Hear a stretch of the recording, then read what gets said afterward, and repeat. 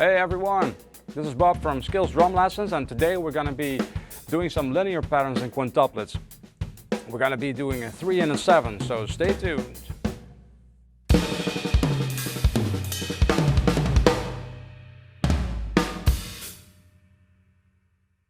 First we're going to start by doing the pattern as usual. We're going to be playing a 3, which is going to be played bass drum, right, left. And then you have a 7 pattern, which is basically a bass drum and then a paradiddle diddle sticking starting on the right hand. So you have bass drum, right, left, right, right, left, left. So a 3 and a 7 together would be bass drum, right, left, bass drum, right, left, right, right, left, left. And there's a huge advantage to playing this one in this particular order with this sticking. If you play this, you get a nice groove, of course, but you also have the backbeat position on a left-hand single stroke. So this means it's isolated, it's not really hard to play, so it's an easy one to get things going. So let's see what it sounds like. You got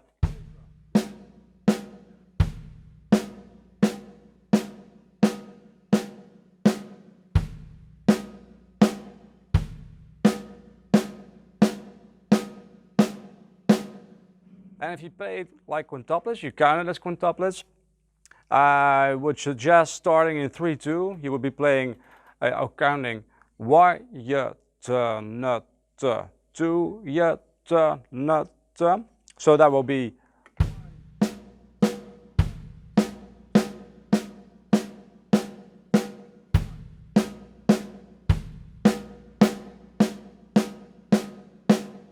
and we'll speed it up a little.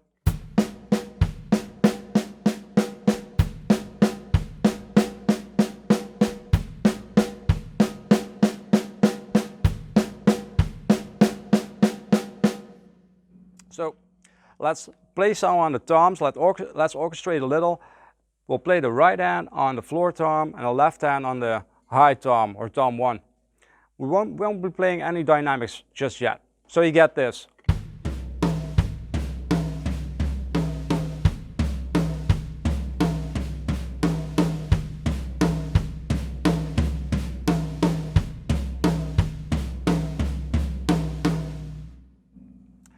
Next up, we'll play the snare on 2 to get the backbeat going again, so you get a nice groove.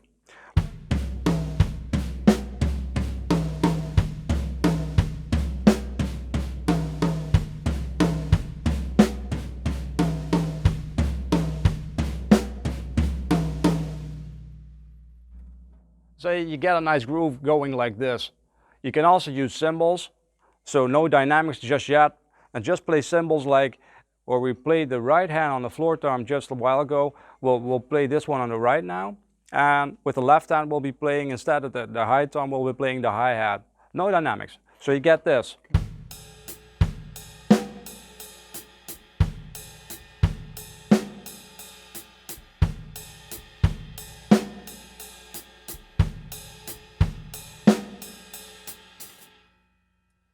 If you play these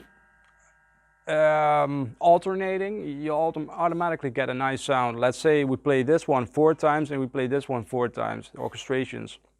You get this.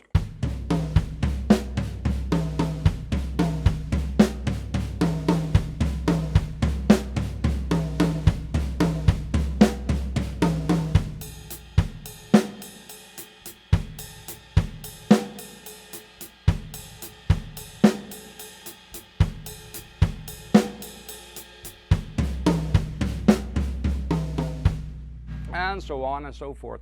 You get a nice feel for what the low sounds do to this pattern and what the high sounds do to this pattern. So after this you can speed it up, of course, and make it sound a little more fluent. And well, first let's get to some other stuff. Now we'll go to some dynamics. Let's play the everything but the 2 as ghost notes on the snare. So you get a really crisp sound and you get instant feedback about how hard your ghost notes are really. If you play it anywhere else, then you can get away with ghost notes which are a little too loud, perhaps. A hi-hat is quite forgiving like that, or toms are as well. A snare is pretty much unforgiving as far as ghost notes are concerned. So you want to achieve maximum contrast for practicing purposes. So we'll go like.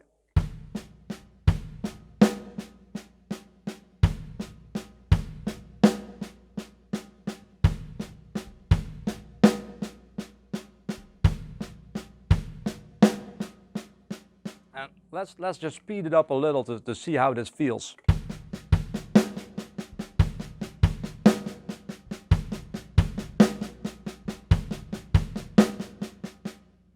Starting to get a little groovy. Let's get a little faster.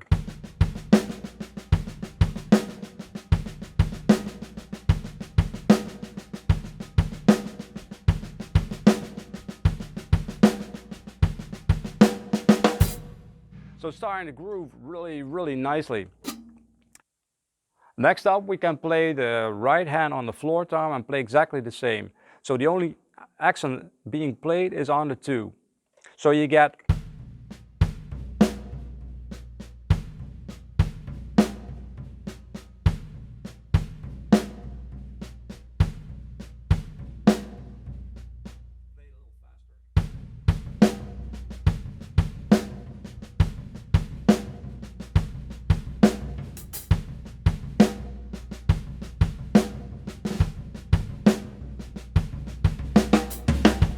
So you get a really nice feel with some dark elements in it. Next up, let's play the ghost notes on the cymbals. So we'll be playing this now, like.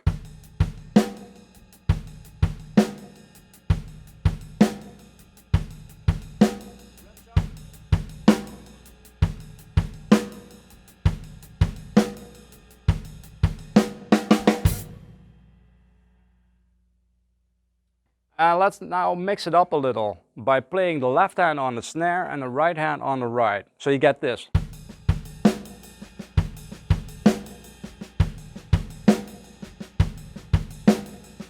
Or maybe with a rim shot.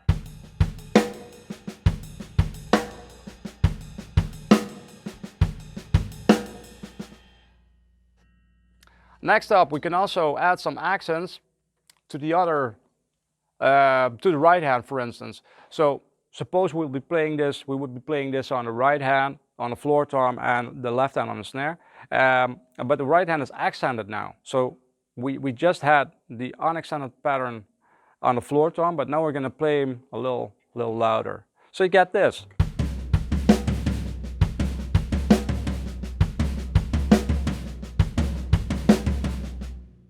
And you can move it around the toms, for instance, in a counterclockwise triangle.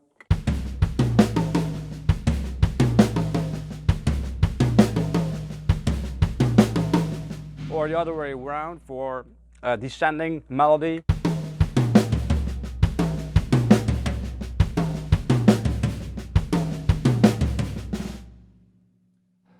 Up next would be playing the hi-hat with the right hand. So you'd be playing accents on the hi-hat with the shoulder of the stick on the edge of the hi-hat.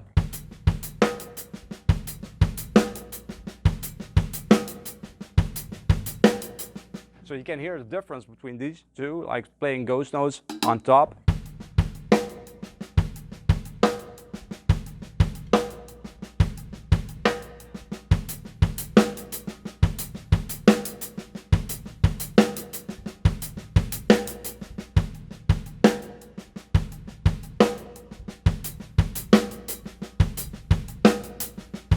There's a lot you can do with dynamics.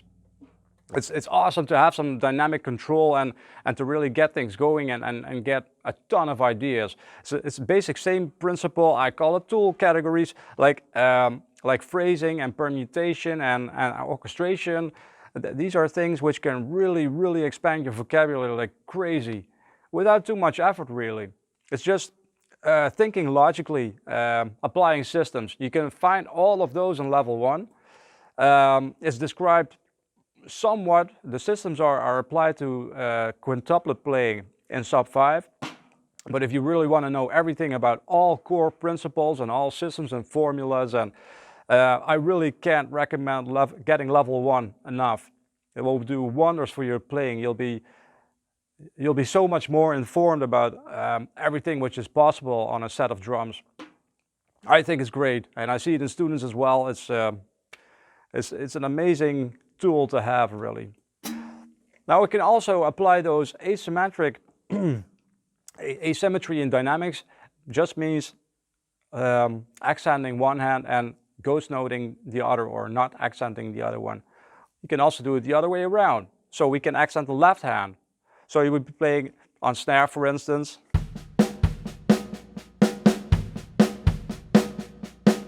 But you can move that around to get a little more. This sounds a little busy, doesn't it? It would be cool as a fill.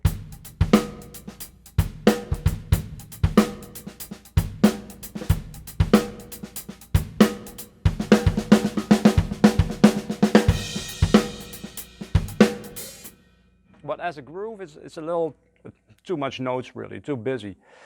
And you can sort of mask that a little by putting the accents on another instrument. So if I would be playing the left hand on the hi-hat and just bringing the two over to the snare again, you get something like this.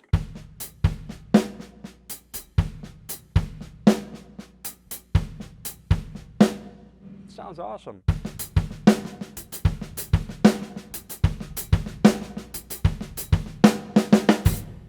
You can also do that by adding toms or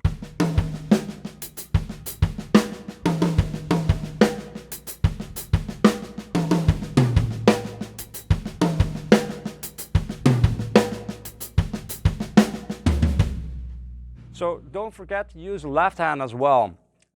So that's it basically, and then you can start to apply some combinations, and let's just see what it sounds like if you combine some things, you know, just play like a